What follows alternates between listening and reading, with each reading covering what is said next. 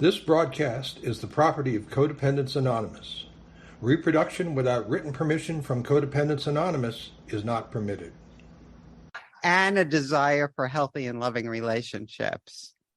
So I'm going to wait for it to come up. The name of the presentation is The Unexpected Gift, and really it could be Trauma, the Unexpected Gift, or My Disease, Codependency, My Other Addictions, The Unexpected Gift. And that's the topic of this presentation.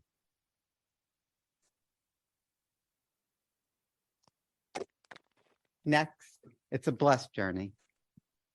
So these are my qualifications. 3 12-step programs since 1986. My first CoDA experience was in 1992, and I stayed for a year. That was my first graduation. And I met somebody. I heard that CoDA I was in another 12-step program. They said you can meet, it's a place to work on relationships. And if you get, I'll meet somebody, you know. I met somebody and I got married. And I was married for 19 years and I got divorced and came back to CoDA. Oh, yeah, okay. Because I can't like lean over the thing. So in 2012, I came back to CoDA in Austin, Texas, and I stayed until 2017. I graduated again.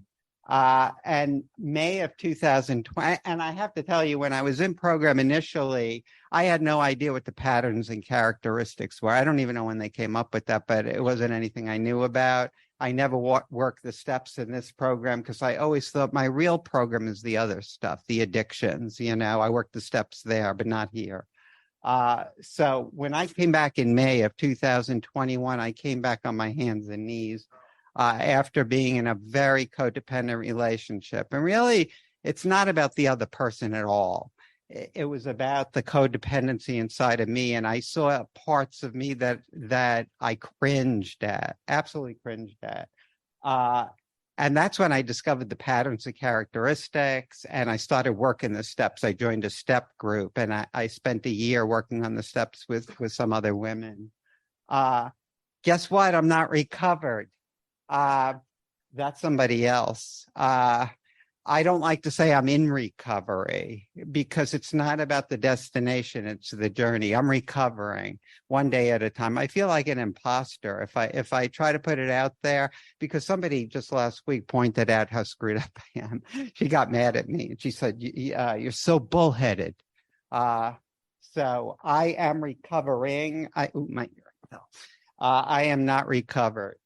Next.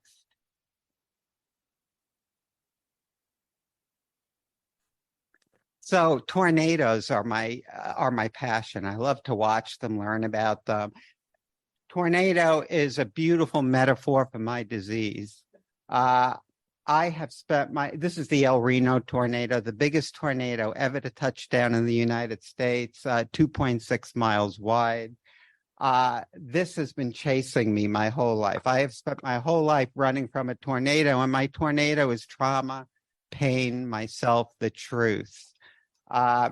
So, you know, avoidance was my main way of coping. I could not really sit with a truth. I mean, it was about fantasy. And it was about numbing out and making a decision not to feel what was real for me. Next. This is the Joplin tornado, and I went to Joplin after this tornado, and I stood in the rubble. It was EF5 tornado, a mile wide, total destruction, and tears ran down my face. And it was right before I was starting to work on this transformation, just a total really change in myself and waking up, an awakening inside of me, and I knew that was going to be me. When I looked at that rubble, I knew inside of me that there was going to be just a total change and a total death to be reborn. And there's a conference, a CoDA conference. You have to pay $15 to go online, but you know, it's on. Okay. where were we? Oh, go back this one. There was one other thing. Oh, choosing the chaos. So, yeah, that's a big part of my disease. When I have a choice of choosing peace and serenity, a big part of my history is moving toward the chaos. The chaos is familiar. I love the chaos. And I did love the chaos. And my recovery is about making other choices. Next. The Moore, Oklahoma tornado was another EF5 tornado, and it really, tornadoes are about destruction and devastation, and so is my disease. Codependency has really cut me down in big ways, financially, emotionally, in every way possible, and my addictions as well. My bottoms were epic. But my recovery is about resurrection. There's always another resurrection. That's what's amazing. No matter how far down I have fallen, there's always a way back up. And that's CoDA. Next. So my recovery is about finding myself in the rubble, all my broken pieces, and putting them back together. Sifting through the things that don't work for me and finding the things that do. Next. So my story, I was born a girl in a boy's body, and I was at a conference, the first one I ever spoke at, and some woman asked me, when did you decide to become a girl? And I said to her, when did you decide to become a girl? And she said, I didn't. It wasn't a decision I made. And I said to her, well, it wasn't mine either. Believe me, a boy would never make the decision to become a girl because it's a hard life. It's a very hard life. I just made a decision to tell the truth, to come out of the closet, to stop living in the shadows. You know, it just got to be impossible to go on the way I had been going on because there was nothing authentic about it. A lot of very disappointed women in my life who were straight and looking for a guy and ended up with this. So I come from a past physical abuse, emotional abuse, and sexual abuse growing up. My main childhood abuser was my mother. But, you know, she took the ball and ran with it till I was 18 years old. But I took the ball after that, and I ran with it for the next 20, 30 years. So the main adult abuser is me. Next. So basically, the role I played in my family was scapegoat, black sheep, the problem of the family. When my father was a womanizer, that was his addiction. When he ran off with another woman, it was my fault, you know. The rage that my mother felt inside of her, you know, she had a husband who was fooling around all the time. From one of the stories goes that he disappeared during the wedding for 2 hours, and they don't know where he went. So he's like, just that's what he did. He abandoned the family. Every bit of her rage was directed toward one person, and that was me. Why? I don't know, but that's the way it was. Because she was a very lovely woman to everybody else. People really loved her. They would tell me, be good, stop making her do those things. Next.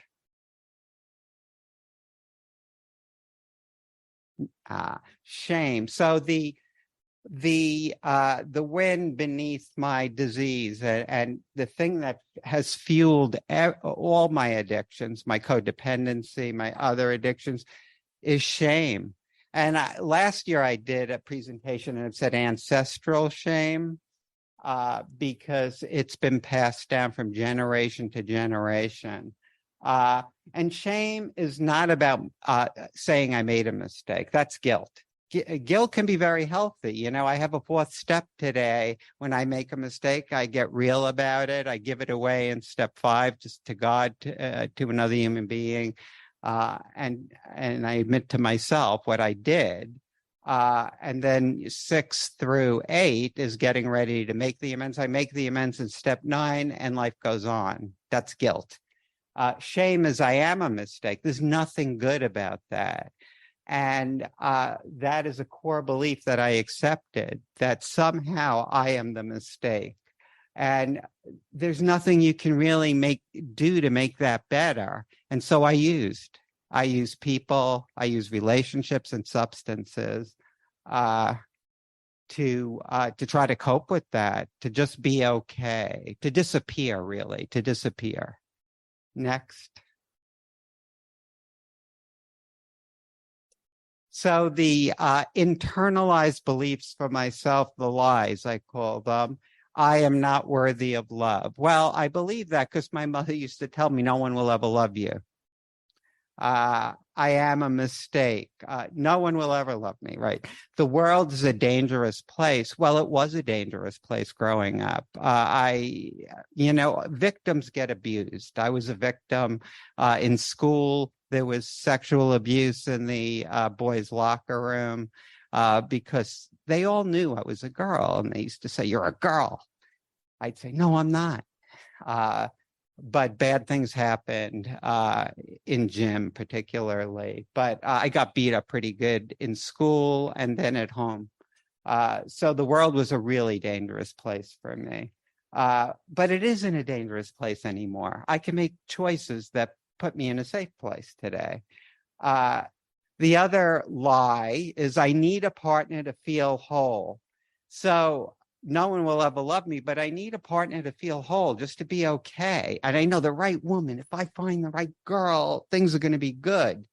So I need to become what you want me to be. And that's what my codependency was all about. It was this false facade. And like I say, there were many disappointed women in my life. Some of them figured out who I was. And in fact, my ex of 19 years, when I sat down and I said to her, I'm a girl, I said to her. And she said, "Oh, I know that." It was like, "Yeah, I get it." She's like, "Well, it's a good thing we're getting divorced because there's no way I want to live with that." But I totally get what she was saying. That's not what she signed on for. She signed on for this guy, touchy-feely, sensitive guy. But really, I'm not very much of a guy. I really don't do that very well. I hated doing that. We would have intimate relationships because that's what she wanted, and I'd be in the bathroom crying afterwards, and she'd be snoring. So it was a tough for her and for many of the other women, but also really hard for me. Next. So me finishing the job that the abuser started. I think this was my last presentation, but it's okay. Addiction, codependency, self-harm, numbing out. Addiction is all about my, really making a decision to change how I feel. If authentically I am sad, I'm afraid, I'm angry, those feelings are how I am. And what I learned is to change it all, to numb out or to give myself euphoria, because that was what I wanted. And that's what my addictions were about, really. And then my codependency was really self-abusive for me. The relationships, the dysfunctional relationships tore me down. And then self-harm. Well, I beat the shit out of myself for most of my life. I really have, in many, many different ways. I hated myself. And it's just something I'm working on now. And one of the reasons I volunteered to stand up in front of people is to challenge that whole thing, because the voice is still there telling me, you're a piece of shit. What are you doing up there? I'm hearing it right now. You're nothing. You're less than nothing. I've heard it so many times. And the thing that kept this whole dynamic going is that trip down the river in Egypt, denial. It's like, this really isn't happening. I'm not really doing this stuff, or it's the other person that's the problem. Well, that didn't work out. I'll find somebody else. It'll be okay. Next.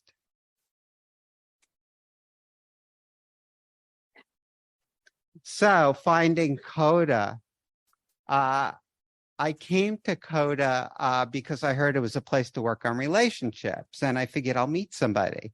And that's why I came. So I said this before, same old patterns, same results. If you don't work the program, you don't get results. That's one thing I learned. Working the program is very simple, but it's not easy.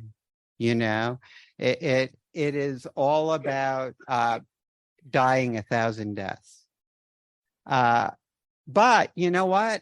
I was in program for, I think, a total of 6 years, not really getting the whole thing, but a seed was planted, you know? And so I left the meetings for a while, and I hated the word CoDA. You know, I'd hear it because I knew I should have been there, you know, and I'd have a friend say, oh, I found this new program. And I'd like, here, you can have my literature. I don't do this anymore, you know? And that's not the direction I went in, but a seed was planted. So when I finally hit my new bottom, I knew where to go. Next.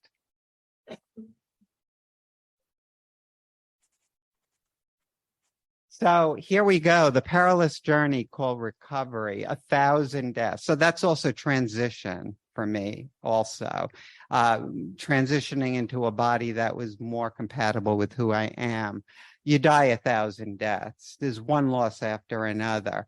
And recovery is a lot like that because you give up parts of yourself that just don't work. They're so familiar to you. And they may even be parts that you love, you know. I remember giving up smoking, you know. I love smoking. But giving up that was like giving up a part of me, you know. But there's been 1,000 things I've given up. I've watched, just in my transition, I've watched my children pull back. I watched my partner of 19 years she loved Alan. She didn't love Alisha. You know, I lost my job of 19 years. Just so many losses and so many deaths that set me up for new resurrections over and over again. It's a beautiful process. So it's like jumping out of an airplane at 20,000 feet. That's what I think it's like. That's the way I think about it. And wondering, do I even have a parachute on? Or will it open? That's what recovery is. When I let go of my addiction for the first time, the one that was really bad, I envisioned myself jumping out of an airplane, and I wondered, I have to trust, you know, I have to trust that I have a higher power that's going to help me on the way down. Because if I stay up here, I'm going to die anyway. Next. So my parachute is a breathtaking journey home. Next. So this is my parachute. The patterns and characteristics of codependence. This is a little miracle. And this is right on the CoDA website. You know, it's free. You don't have to pay for it. And it's like, this is like taking the SAT and having the answers right in front of you. Because one column says, this is disease, don't do this. The other column is, this is recovery. If you do this, your life is going to be a lot better. You know, it's just, don't do this, do this. Very simple. It's a little miracle. I couldn't believe it, that you don't even have to pay for it. You just have to go on the website and download it. So here you go, recovery. It's simple. CoDA gives you the answers, you know. Next, my parachute. Oh, the 12 steps. So the 12 steps are my entire adult life. These have been part of my life. You know, I kept, for the biggest part of my recovery, I kept an addiction going. I always had something. And if it wasn't one thing, it was another. But I'd present myself as recovered. You know, I'd stand up and run meetings. And so I do good in one program, but I'm using in the other, you know, and I just juggled them back and forth. But the 12 steps were always there for me. And I love I love the 12 steps. They are the most consistent relationship I have in my life right now. When I went to my probably one of my first 12-step meetings, I heard people talking about insanity, and I thought these people are totally screwed up. You know, they're really messed up people, because I'm not insane. There's no way I'm insane. My life is not unmanageable. I'm just here to get a little help, you know. And I heard people saying, I didn't do a 4th step. It's like they're in the program for 4 or 5 months. They haven't done a 4th step yet. I'm like, it's only 12 steps. The book's this big. I bought the book. It was on a table, of the literature table. And I said, I'm going to go home this weekend and I'm going to do the 12 steps. That's what I swear, this is the truth. That's my ego. You know, I'm smart. I can get this done. I brought the book home. 5 months later, I hadn't done a 4th step yet. In fact, 2 years later, I hadn't done a 4th step yet. I think it took 5 years for me to sit down and do the 4th step. And it was 40 pages long, my first 4th step, literally 40 pages long. I had a lot to look at. Reaching out for help and finding my higher power. My higher power really came in this program. It came from the 12-step meetings. It came from knowing that there was no other way. Getting real, my moral inventory, step 4, giving it away in step 5, and then letting go of my shortcomings, and a willingness to be accountable is making amends in step 9. And I make amends today. I don't do it because I want you to forgive me, or because I want some kind of attention. I do it because I have to do it. I need to do it for my recovery. Some people tell me to fuck off, but I will do I will do the amends. When will I graduate? I so wanted to be the valedictorian of this program. I really did. I wanted to get one of those stoles, you know, and I wanted people to, you know, play the music. I really saw myself, I've tried to graduate over and over again. And so what I've come to is, I will graduate when they put the epitaph on my gravestone that says graduated from 12-step programs. This is a way of life for me. I have no desire to leave anymore, you know. I have to do the programs. And CoDA is really, for me right now, the most important program. Next.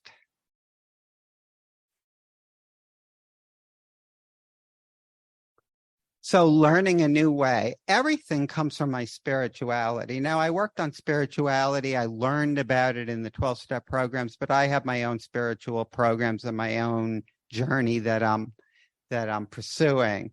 But really, everything else has come out of spirituality, because it's given me the strength to stand up here, to reach out for fellowship, to screw up and do it so publicly sometimes, you know. And I always say when I run a meeting and I screw up that I'm doing service for you, because I'm giving you permission not to be perfect.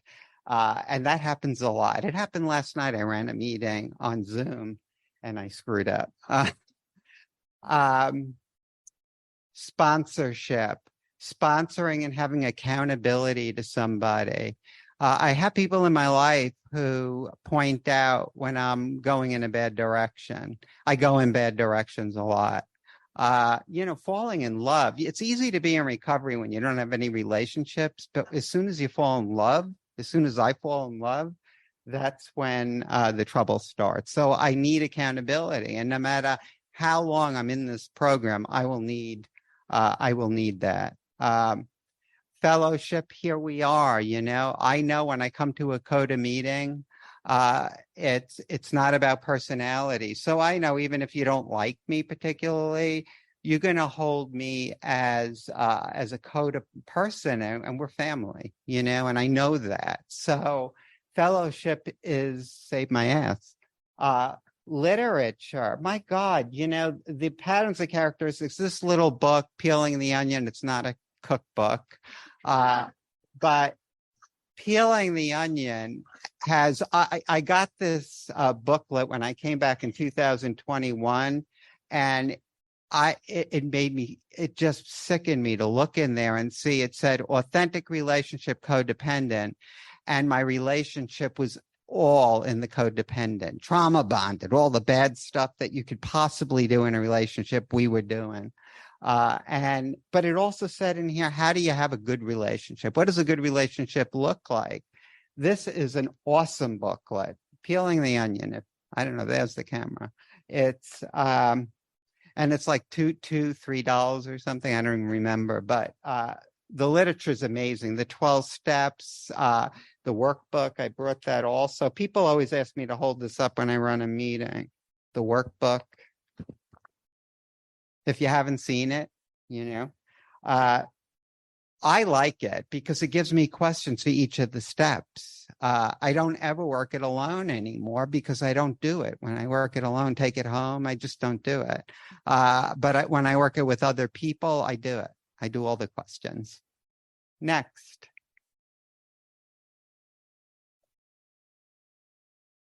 So, I have a friend who I've had a couple of friends through the years who will look at my program and think, this isn't working out for you. You're not recovered. Guess what? It's my program. It's my journey. I have the right to soar and I have the right to burn, and it's my choice.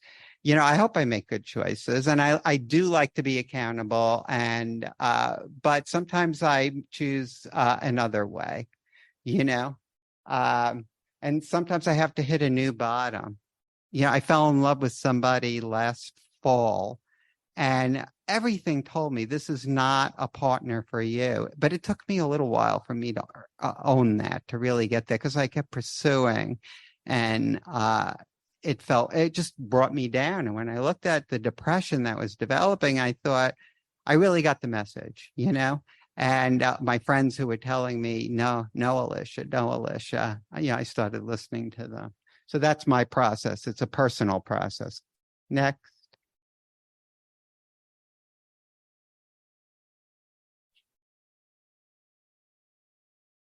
So the gifts of my trauma. So the whole point of this is the unexpected gift. My trauma turned out to be an awesome gift for me. And so did my disease. And I using disease, meaning my addictions and my codependency. Next. And here they are. So one of the greatest gifts is hitting bottom. I practice psychiatry, and when I have a patient who's hitting bottom, I do public psychiatry. So there's a lot of people who are recovering. I always tell them this is an awesome place to be, because this is where miracles happen. I can do something when I'm at the absolute bottom that I would never, ever be able to do. I can't rely on myself anymore. I have to reach out to other people. I have to be willing to listen to the truth. And, I don't know if anyone else has gone through it, but letting go of a substance is like letting go of your life's blood. It's the hardest thing in the world. And letting go of a relationship is the same thing, And so from bottom, it becomes possible. There's many things I could never have done if I hadn't hit bottom. So this is one of the greatest gifts that's ever been given to me. It's the foundation of my recovery, actually. I don't learn unless I'm suffering enough, Next. So going deep inside, suffering, finding the divine. Yeah, I mean, that's what the suffering that I have come to terms with in sobriety and really being present for it has led me towards the divine. It's led me towards God. And there was I don't remember who it was, a famous spiritual teacher who, I think it might have been Thomas Merton, who said there are two ways to God. One is through perfect love, and the other is through profound suffering. And more often than not, we find God through suffering. And for me, that was absolutely true. It was, and my experience of the divine really comes from this. So it's a beautiful gift. Next. Fellowship. I can't do this on my own. Reaching out for help. This is also a byproduct of my trauma. You know, in my trauma, the first thing I do is I go deep into myself, and then I suffer so much more. But then I reach out because I can't do it alone. So there's a side of me that really needs to go on and move on and keep pushing and pushing. And so my trauma is the fire that gets me going. It makes me not stay in one place. It makes me move forward and keep trying. It puts me in front of an audience. Next. And service. You know, I think I'd rather just say, I was just thinking about this morning. I don't want to do this lecture. I'm really scared. You know, I wanted to go home, sit in my backyard, smoke, drink, and numb out. That's really what I was thinking. That would have been so cool if I could do that. I have a nice backyard. It's got trees. I always thought if I was still smoking, this would be so awesome. But I'm here, you know, doing service. And service, like I said, making mistakes and owning it is service, you know, telling my story, letting people know how screwed up I really am is service. But also sharing my recovery, you know, that I'm not going to give up. I'm going to keep going is service. And then I'm lucky enough to have a career. My entire career is service. It's working with traumatized people. I do that every day, all day. It's such a gift, you know? I love my job. And I never would have had this job if I didn't have my trauma, because that's where I trained. Grad school gave me very little, but my mother was my trainer. The kids in school who abused me were my trainers. So I learned a lot about trauma there and persevering. Next. Authenticity, a trip to the mirror. So, you know, I think my trauma got me to a place when I started recovery. I really started looking in the mirror, and I started seeing who was looking back. Now, I've been doing the woman thing my entire life behind closed doors. But I realized that Alisha was not the fantasy, that Alan was the fantasy, that I made him up to get by with my life. And so I learned all about authenticity. I started doing authentic relating groups. And really, my recovery is about what's real. You know, what's real for me is I'm a really imperfect person. There's a lot of things I don't do well. I have an ego that wants to be recognized, you know, that gets me into trouble. And there's always something else to deflate me. But that's my authentic self, you know? So it's like, this is me. The tears are what water my garden. I am me, nothing less and nothing more. Next.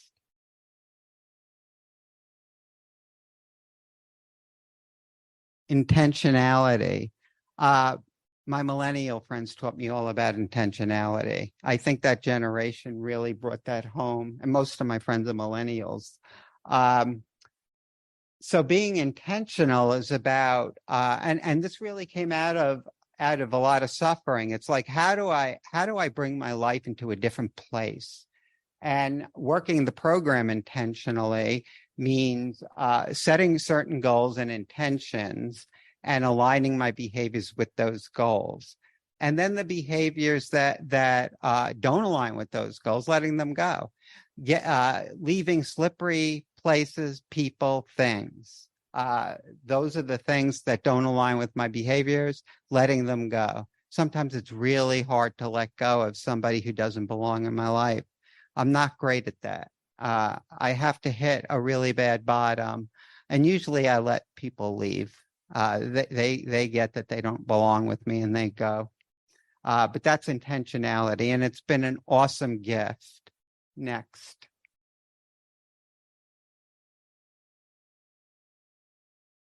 Reframing loss. So, you know, I am very interfaith. So I don't subscribe to one particular faith. And the goddess Kali is meaningful for me because that's a Hindu goddess who takes. She's the taker, but she's the most loving of all the goddesses, they say, because she takes what needs to go. And that's what I've learned about loss. A couple of years ago, I had a dog who was traumatized. We were so much alike. She came from the same background I came from. I got her from the pound. She was a mess when I got her. And it took her a year to trust me, really. And the two of us got really close. And one Sunday she got sick and she was bleeding from her rectum. And I found a vet who would take her. And it was 20 miles away. I drove there, and the entire ride there, I kept saying, Kali, please don't take her. I need 2 more years. Just give me 2 more years, you know? And we got to the vet. She was in a coma and she passed. And I knew she needed to go. She made a choice. It was time for her. She was 15 years old. And I knew I could never replace her. But I spent that day doing ritual. I was taking a class in women's rituals, and I created a ritual for honoring her and letting her go in the park, you know? And there was a certain thank you I could give and gratitude. Thank you for the time I spent with her. And thank you she was blind and deaf. It was time for the girl to go. And, you know, so looking at loss in a different way, it's an opportunity. Acceptance is the answer to all my worries today. Page 449 in the big book. Oh, that's a different program. Trusting the universe. So learning to trust the universe, that is the hardest thing I've ever done. Trusting God, you know, that God is going to take care of me. Because, you know, I feel like God's going to give it good to me today is how I grew up. I'm going to get it good, you know? And when I look at my life, everything that's happened has led me to something beautiful. There's a divine process going on that I'm being offered, and I just have to submit to it. I have to find the humility to accept it. I have to learn to take no for an answer. And that's a big part of my recovery, and it's a gift.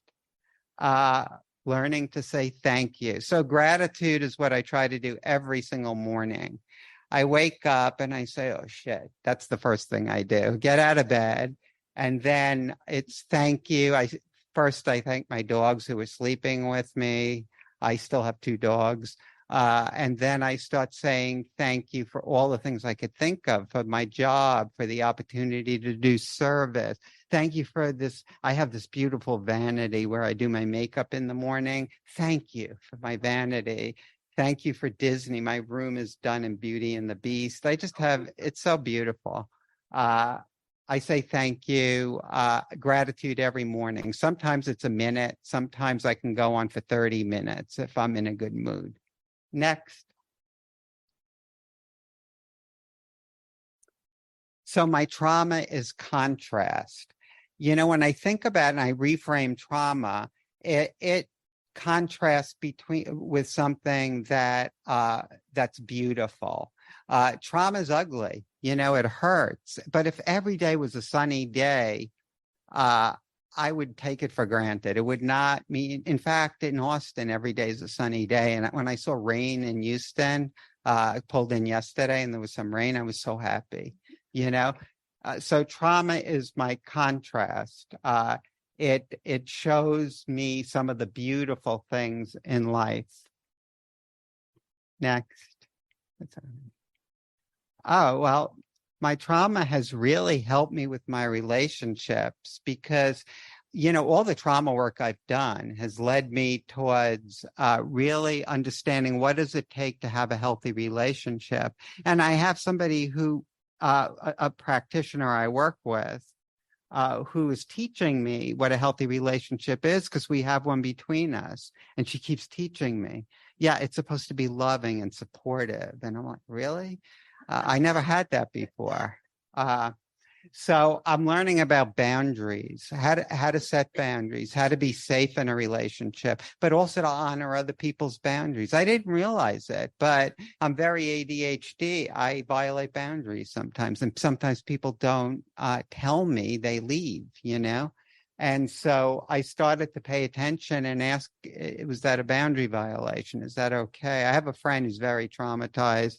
She doesn't voice what bothers her and what doesn't, but I'm learning. I've known her for a year now, and I'm learning. When I look at her, I can tell when I overstep a bound. If I give her advice she doesn't want or something. She hates advice.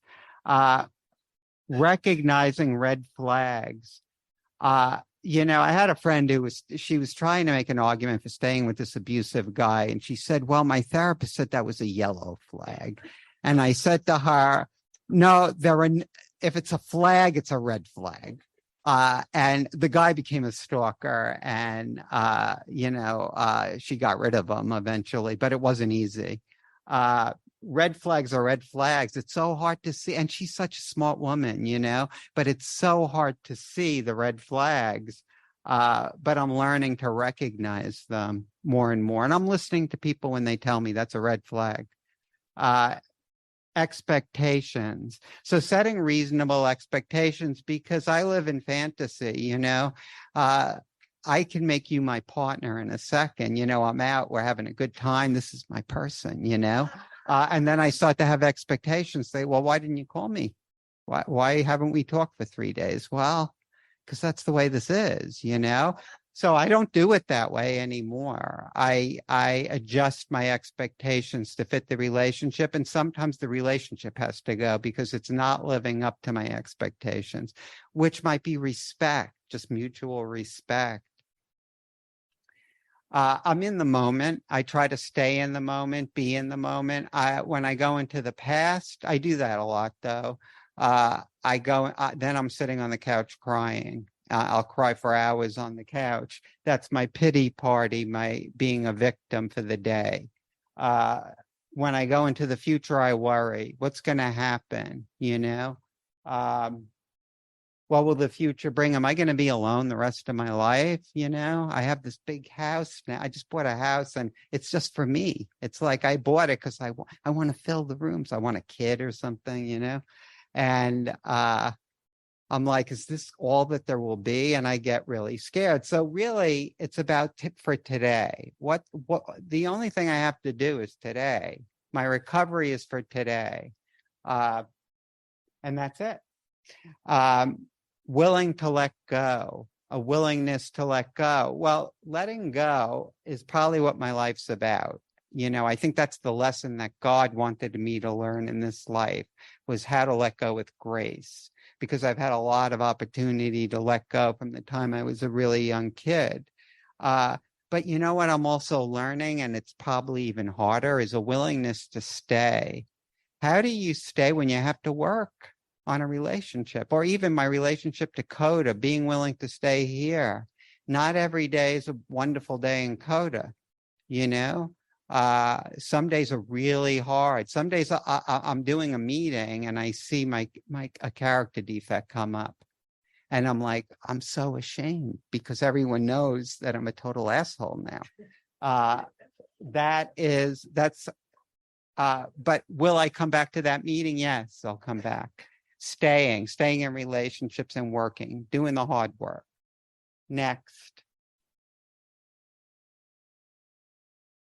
So having all of my emotions, all of them.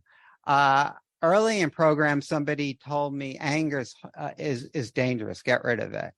Well, that's not how I look at it. I think my emotions are my emotions. It's what I do with them, how I behave, that's important. And CoDA has given me access to all of my emotions. I was at a group one day and I lost my temper at this. It wasn't a 12-step meeting. It was another meeting. And I lost my temper with somebody who was really pushing me. And I asked her not to, and she kept bothering me. And I finally set a limit by raising my voice with her. And then I thought, oh my God, they're never going to let me back in the group again. And the next day I found the person who was running the group, and I said, I'm sorry for ruining your group, for bringing that energy to this group. And she said, why? She said, you had every right to get mad. She said, you have a right to your anger. The next meeting that we had, she got a book and she read Sacred Rage. And it was all about how rage is a gift from God and how it moves mountains and how it can be the motivation to get something really good done sometimes. Love is divine, feeling the love and really being present for it. I have a life of dissociating. So if I'm with someone and the love is there, most of my life I haven't been there for it. I'll think about it later on and say, wow, that must have been good. But I'm somewhere else. That's a dissociation that I'm working on in therapy right now. But love is a beautiful thing, and being in it and being present for it is something I'm really looking forward to and working on. Fear is my teacher. It's an opportunity to push beyond. Fear tells me a few things. Sometimes it tells me very wisely, don't tread here, but it always tells me don't push forward. Don't be more than you are. And so I need to distinguish between the two, because sometimes I just don't need to listen to it. Sometimes I need to stand up in front of a conference and even though I know I'm going to totally screw it up. Sorrow, it is the contrast that makes the sunshine noticeable. I have to look at things this way or I will be miserable. This is how I make sense of everything. This is how I make sense of my trauma, my past. Next. Hi. Autonomy and sovereignty. So I really, after having my boundaries violated in the worst way possible, and learning how to set boundaries, I learned about autonomy. I learned about this idea of sovereignty, that this is my person. I get to decide who comes within, and I get to say who needs to leave and who should be there, that is me. I can take care of myself today. Nobody supports me. Yeah, I was living on the street at one point. And I have very tumultuous roots. And when I was living on the street, I saw no way off the street at the time. No way to let go of the addictions I had at the time. I figured I just had absolutely not even the slightest inkling of what I would do. But today, I'm totally autonomous. The program, the 12 steps have given that to me. Nobody supports me. I have a nice car. I have a nice house. I take care of other people. I have the people I love. I take care of them. So is that codependence? Sometimes it is. Sometimes it's just nice. Next. Interdependence, not codependence. So this is my new frontier. How do I have a relationship that is healthy? And that's not about just being this autonomous person. You do your thing, I'll do mine. To some extent, it might be that, but we come together in the middle and we negotiate, we compromise. And that's interdependence. How can we put our stuff together and make life better for each other? So I have a few friends I'm practicing this. It's new for me. It's brand new for me. I have a few friends where we're cultivating this little by little, and it does take work. Next.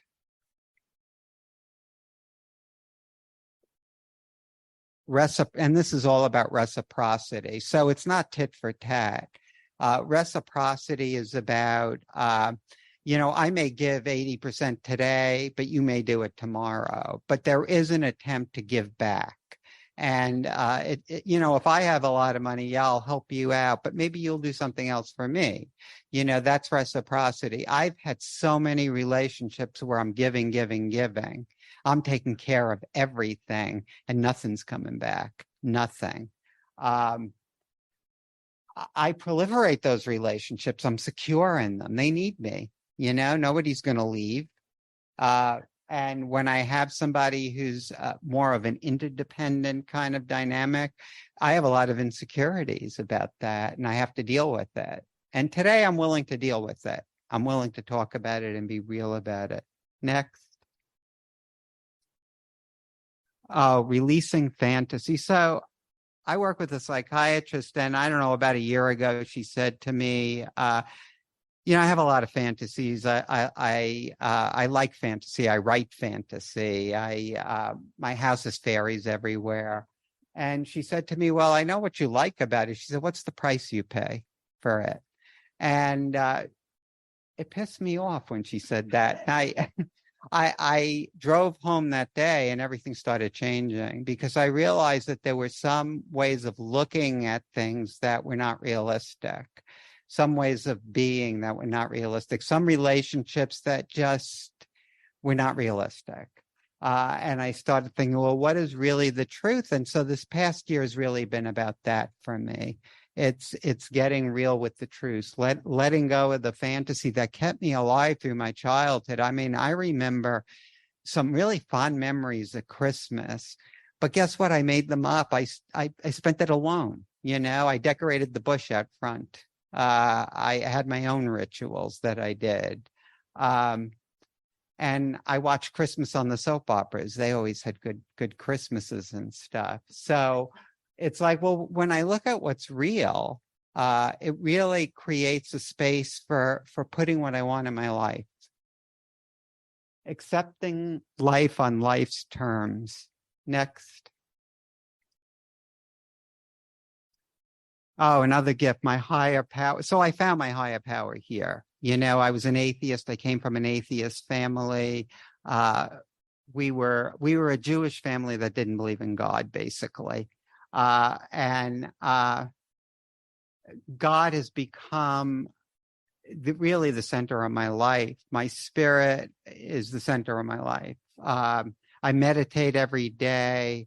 I always sit in some sort of prayer. Some of it is contemplative prayer. Some of it is chanting. But I find higher power, and higher power finds me. Higher power always finds me. And if I get the sense I'm all alone, it's only because I'm looking in the wrong direction. When I get really flustered and afraid, sometimes I start panicking and all of a sudden I'm alone. But I have just to reach out and ask for help. Precious and ever present. I promise you that when you reach out and you give 10%, God gives 90% back. That's the only way I got past my addictions, really. As soon as I reached a little bit of a handout, all of a sudden things started changing fast. Next. My personal evolution, growing up. Well, when I transitioned, I went through puberty. Again, that's 7 years ago. And I went through a real puberty, and I became very adolescent in a lot of ways. I'm not even apologizing for it. It was awesome. I had my friends are, to this day, my friends are in their 20s and 30s. So I'm waiting to grow up.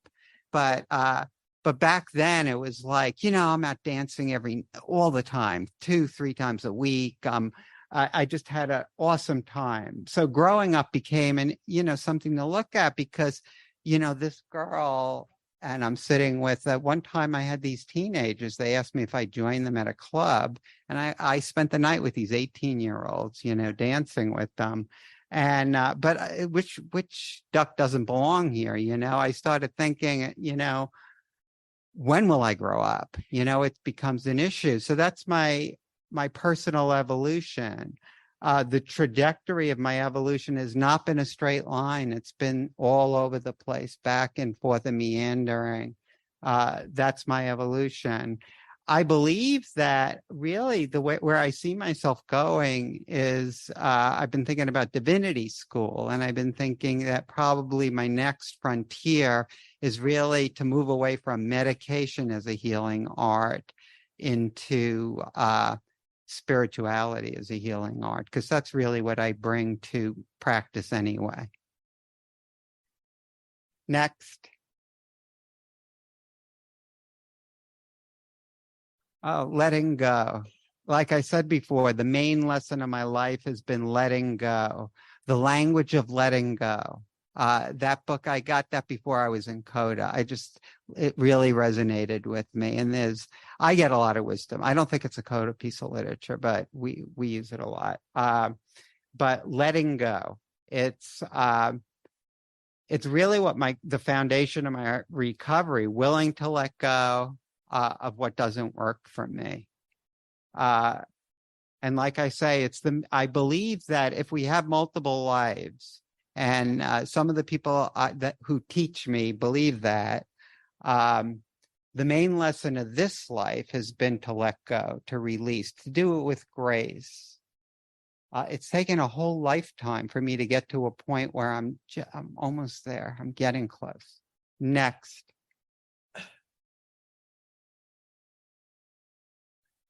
Perseverance. Look, it's okay to have a bad day, a bad year. It's okay to have a bad decade. It has to be okay because I've had bad decades. I remember I went to one of the conferences for another 12-step program, and I was living in a closet on the grounds of a state institution, and the person who gave me a ride dropped me off in front of the institution. That's where I came from. So, I was in recovery in that 12-step program, but I was really bad in another one. So it was a bad decade. But perseverance is not giving up. It's coming back, going back to the meetings. It's okay to go to the meetings if you're still using. It's okay to go to the meetings if you have a really codependent relationship. Show up, keep listening, be you. No one has the right to judge. We're here to support each other. The journey is the gift. It's not the destination. That's why I'm not in recovery. I'm recovering because I'm not there. I'm not recovered. I feel like I'm moving in that direction and getting better at it. And really, I may never reach any kind of destination, but it's the journey that's been really the point of this whole process. I believe that my codependency was one of the gifts that were given to me so that I would have this journey. It's not an easy journey, but it's a remarkable one. Okay, next. Forgiveness. I have the opportunity to offer forgiveness. I've done forgiveness workshops.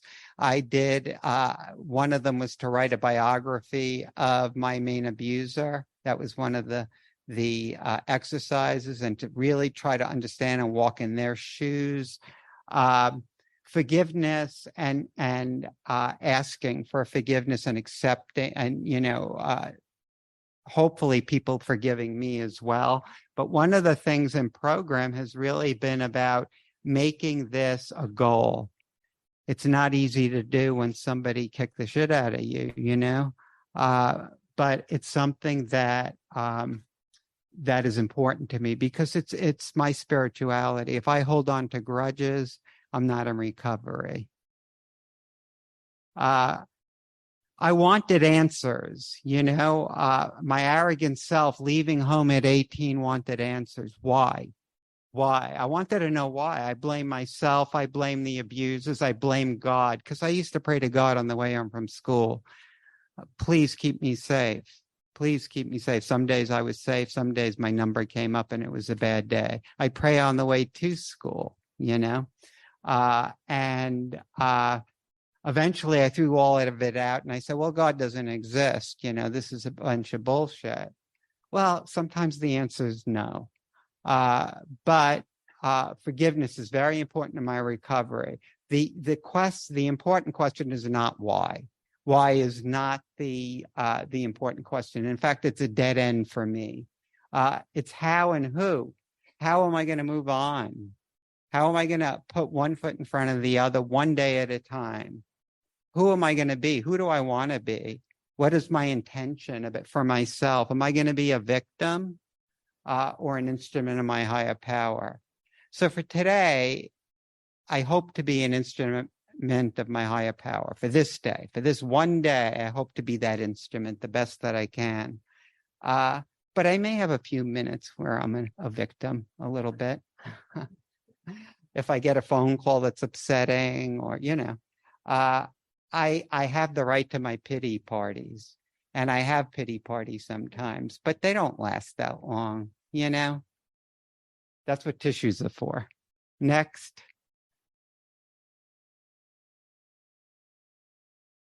So the unexpected gift. Well, the unexpected gift, yes, it's my trauma. I didn't expect ever to stand up in front of a group and say, that trauma really, really grew me. It evolved me into, it was a special journey. It's been a beautiful journey. But the unexpected gift, next, is me. I'm the unexpected gift. It's coming to, next. I am precious. I am beautiful, and I am not a piece of shit. And that is news to me. It really is. And this is very new for me. So very new for me to really start to own this. I'm not to blame for the bad behaviors of others. I've been told all my life that I was the problem, I'm not to blame for the bad behaviors of others. If someone goes off on me, that's all about them, I'm responsible for my bad behaviors, though. That's for sure. Next. And so are you. That's the news. We are all equals. I am precious, and so are you. And I can see that. I really can be present and see the beauty in people that I never thought I would sit across from. I remember when I was starting practicing psychiatry, I had a patient. He was an NFL football player who was badly injured, got addicted to opiates, and he was withdrawing from methadone. And I was seeing him to treat his depression. And the guy walked into the office, big guy, and I thought, this guy's a macho asshole. That was the first thing I thought. It was a stereotype. This guy is, he's a football player. And a year later, we worked together for a year, and he had gotten off the methadone. His life was back together. He was leaving my practice to move to another city. And he practically picked me up off the ground, threw his arms around me, and he started crying, this big guy, tears rolling down his face. And he said, "You saved my life. I love you. You saved my life." And he just held me in his arms. It was one of the best hugs I've ever had in my life. And I thought back to what an asshole I was, to stereotype. I sit across from the most miraculous people. Some of them come in without shoes on. And live on the street, and they're my patients. And I see God in every single one of them now. So that's the beauty of my journey and my recovery. If I could just read a poem, this is how I will finish. This is a poem I wrote, and the greatest gift I found in program is higher power. It's God. And this is about my spirituality. It's called The Arms of Winter. In the arms of winter, I lie still in the stark vastness that expands to infinity and back, to languishing quietude, transfixed by a shudder that rolls across my flesh and calls my attention to the moment, this moment of frigid consciousness, savagely dragged from the caves of the past, having sought treasure I would never find in that darkness, running headlong into a foolhardy pursuit of what might be or would never be, standing with bended knees for the favor of others, all the while longing to covet the universe, as if I were the master wielding the whip that would turn the heavens upside down. But I have fallen in love with the snowy arms of winter, slain on the barren battlefield of mirrors, with icicles frozen to my face and dripping from my nose in silence, in placid repose, in connection with all and with nothing but a lonely tear. There is the vastness that settles my soul and reminds me that the waiting is over. The treacherous leap has been taken. The twist of thought is complete in its own destruction. I've been cold for eons, it seems, odd how the arms of winter warm my soul, answer questions that keep promises that no other can. In truth, I never liked the winter. I've always preferred the busy doings on a warm beach, cluttered by rainbow bright umbrellas, buxom breasts and bottoms. I am learning slowly that between timeless gasps, I find all that I am searching for and more. How I wish I could forever remain in the frigid arms of winter, alone and cold in a soulful pause. Thank you.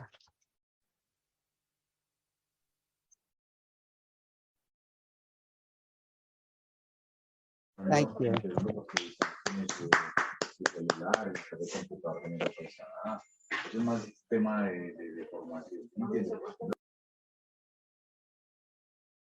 Bendiciones.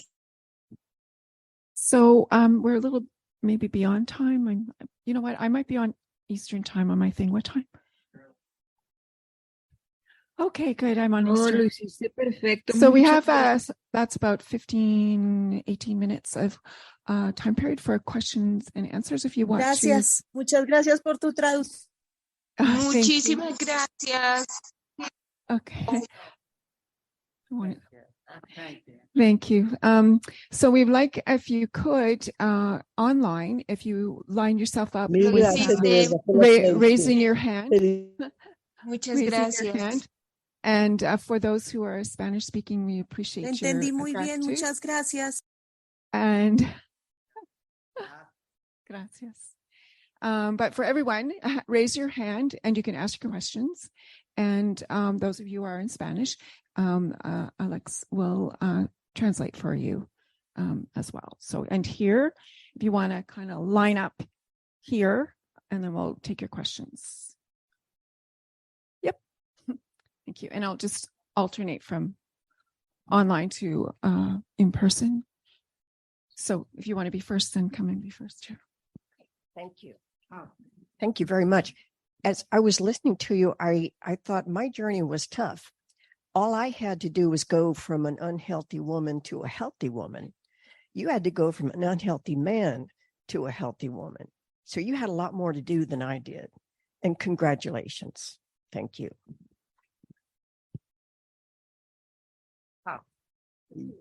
Well, I appreciate that. I think, you know, I don't know why I was given this challenge in my life. I really don't. But it has been an amazing experience. Just having to really reinvent my whole life over again. And just because I lost, all my friends were gone, my kids pulled back, and I understand why they did. But just where it was like just me sitting there and I had to figure out what to do. So it was a beautiful. Thanks. Just if you come stand in here, you'll be seen by other people. Awesome. So first, thank you so much. A lot of it really touched me. So yeah, sorry, sure. I'm talking in your face. Sorry.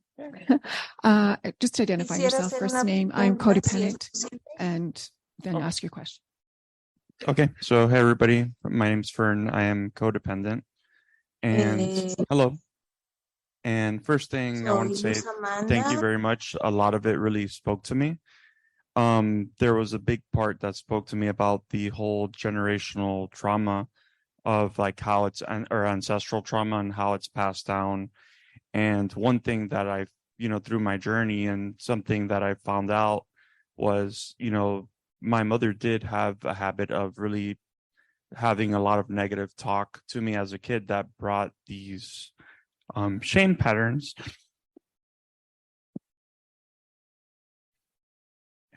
And I learned to accept it because I knew that, it came from even before. So like it took me a long time, but I've accepted that it's not me. It has to do with like a long line. So it helps me accept that it's not people exactly that. I'm sorry. That want to cause this harm. It's that they can't really help it because they have not done the work themselves to get to a good place and a good point. So that's a big thing that resonated with me. And then the second point that something that so I follow a lot of Stoicism, and I read a lot about this. And one big thing that you also brought was a saying in Latin that's amor fati, which means love of fate. So if it wasn't for everything that you've gone through, you wouldn't be where you are right now. And I really like where I am right now. So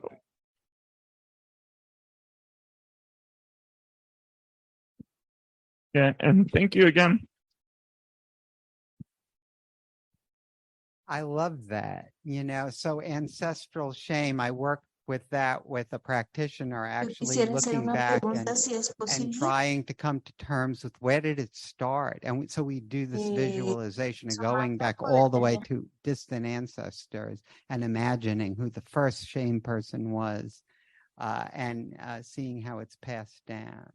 But, it is the journey that we don't carry that on. I think it's a little late. I probably passed some of it on, but hopefully my kids will do better. Thanks. So somebody online, I think it's EJ. Would you like to unmute yourself? And everyone else, please be muted. And if you I have a want little to bit of ask a background question, noise, so appreciate it. I don't have a specific question, and at the same time, I didn't hear many specific questions. So, an appreciation for the, topic of unexpected miracle, thus the receiving and even giving, in the promises and the, becoming of precious and free while being precious and free.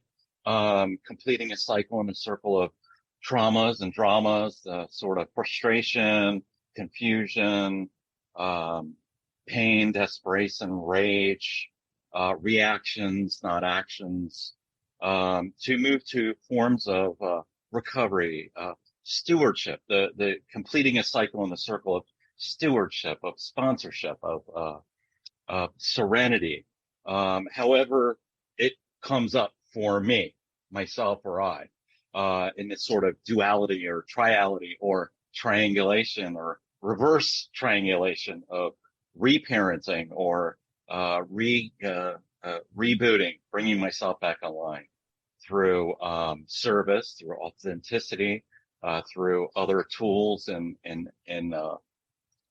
vitality practice, whether that's abstinence or attending meetings or literature or healing from the inside out to heal from the outside in, sharing and caring, humility, those sorts of things. Thus completing a cycle in this circle of trauma, drama, and even sober side of self behavior, because at the same time, abuse seems normal, even if the whatever it is, the antagonist isn't there. So thus practicing other forms of validation, navigation, integration, and celebration. Hey, in the standpoint of discovery, recovery, myself, and even gentleness, humor, love, and respect. So all of that indicative of what I heard shared in the practices of healthier humility, purpose, humility practice, even humility progress in this day, in this practice of precious and free. thank you, EJ. Thank you. That's awesome. Alisha, do you have anything more, or I'll call on the next Well, person? I love the idea of celebration, particularly because I didn't really mention celebration. I'm not up to that yet, but like celebrating the life, that's a great thing to work toward, though. I would love to do that. I have friends who just live that way. That's my goal. Great. Thanks. We'll come back to the room. Stuart. Stuart W. from South Florida, CoDA. delegate. Alisha, I want to thank you for your presentation. I've seen it 3 times in the last 5 years. And I just wanted to mention that you hit on all the bullet points of the gift of receiving. I've been blessed of not having to go through traumas as much as I hear others have. But, every trauma is specific for that individual. And the ones that I had to go through, basically what brings me here today. So I thank you for bringing all that information to us today and your heartfelt feelings about your life. And it puts me in a direction of going through working with H&I. And I've been doing that for about a half a year now. And H&I, Health and Institutions. Thank you. Hospitals and institutions. Thank you. And so the what I received from that is really working the 12th step. The 12th step of giving back to what I've received through working in my recovery process. And I just want to thank you again for everything you've done. Thank you. I appreciate that. Service is a gift. I'll go online and this, just doing a time check there, Brian.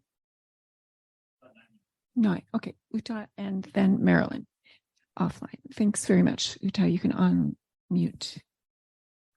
Hi, am I audible? Yes, you are. Thank you.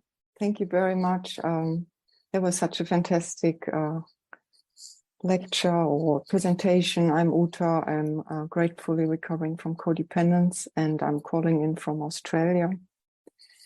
I saw you already last time in the last convention, the international one, Alisha, and it really was a momentous affair for me to be able to listen to you and your courage. It has really changed a lot for me since last year. And I realized I don't have to be the good girl. I can just be Uta. And it can be an evolving, growing spiritual being. And I don't know what's going to happen tomorrow. And I can rest in this moment. And you have really given me the courage. And I'm really grateful for that. I've recently decided to step into service for CoDA and have taken on quite a big chunk of service work. And the only thing which I would mention that I feel not entirely comfortable with mentioning other therapists' literature in CoDA conventions. And the reason for that is that in Australia, we have a lot of newcomers in the last 2 years coming through COVID. A lot of people going online and Googling codependence. And then in the meetings, when we're talking about books about Melody Beattie or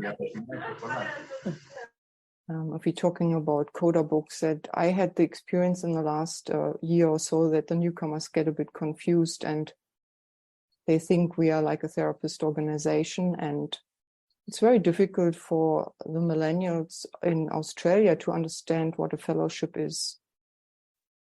They think we're getting grants from the government or we are just some non-profit. And it's really a hard task for us to explain that. What is a 12-step fellowship? And but coming back to your talk, I'm absolutely grateful. And I can see that another 3 times that presentation, I always learn something new. And I hope I have spoken with kindness and compassion and gratitude. Thank you. Oh, you have. Thank you so much.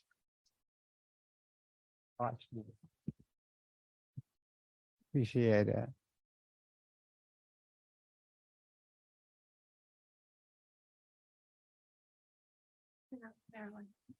Okay.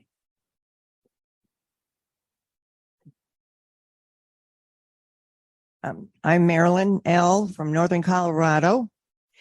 And thank you, Alisha, for the wonderful presentation. You hit on so many important things and reminded me of things that I need to do. And I appreciate it so much. I also love your sense of humor. You kept me laughing.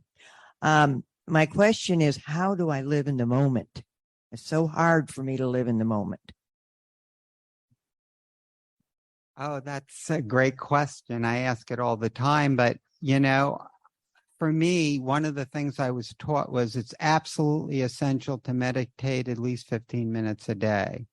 It starts out by when you first start meditate. When I first started meditating, it was really hard to stay really in the moment and let go of thoughts. I kept thinking about what I had to do, how much time is left on the timer, all kinds of stuff. And the more I do it, the more I fall into the moment. I also call attention to when I'm not in the moment. So, and I'm working with a practitioner on this because she doesn't let me slip away. She watches me and she knows when I start dissociating. And she calls me back, you're dissociating. And so I'm learning what it feels like to be in the moment. What does it feel like to be present with someone, especially in intimacy? You know, when somebody is sharing deeply, that's a very intimate thing. Or, and, you know, at work, it's so much easier because there's a therapeutic relationship. So I feel really safe there. It's when I go home that I have problems. So I think this practitioner is teaching me what it feels like to be in the moment and be with all the stuff. And so I know when I'm not now. And so I can make other choices. But I don't always live in the moment by any means. I'm working in that direction. Thank you. So, Brian, another time check. Sorry, I don't have a watch up here. 4. Okay. Thank you. That was I'll go to online.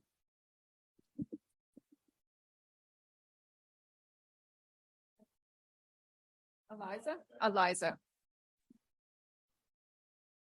Hi, everyone. Alisa, grateful codependent. Good to see you all today. And Alisha, thanks so much for your presentation. Really was helpful to me and so many good takeaways. I was interested in when you talked about hitting bottom and rock bottom. I found in my journey that I definitely have to be in a lot of pain in order to be motivated to make a change. And one of my goals and hopes for my recovery is that as I work the program more and, you know, continue to do the steps and meetings and the process over and over, that I will catch myself in unhealthy patterns and make changes in life that benefit me without hitting rock bottom, you know, kind of having that high bottom experience. So wondered if you could chat on that a little more, and have you seen that in your recovery or in folks you've worked with in recovery, that is able to get better and get easier, where I know there's the gift of desperation, as we say, but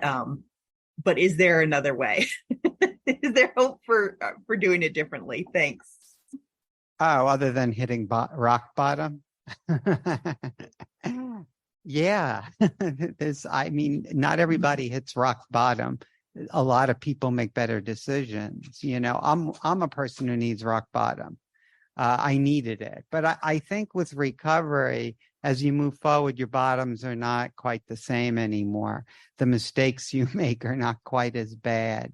I live a pretty addiction-free life for now. One day at a time. I'm not really doing anything that gets me into a lot of trouble.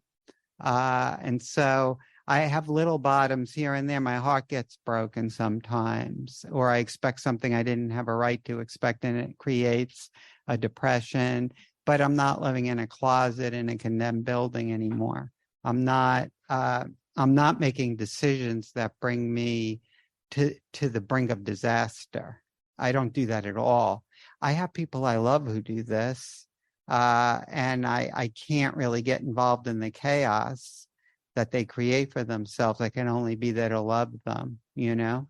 But so I think there's other ways. I think you can raise bottom. I've heard that all the time. And that's what program does for us. It makes it so you don't have to go so low. There's a place to come where you can learn a better way, you know? So I guess most of us probably know that, but. Thank you, Brian.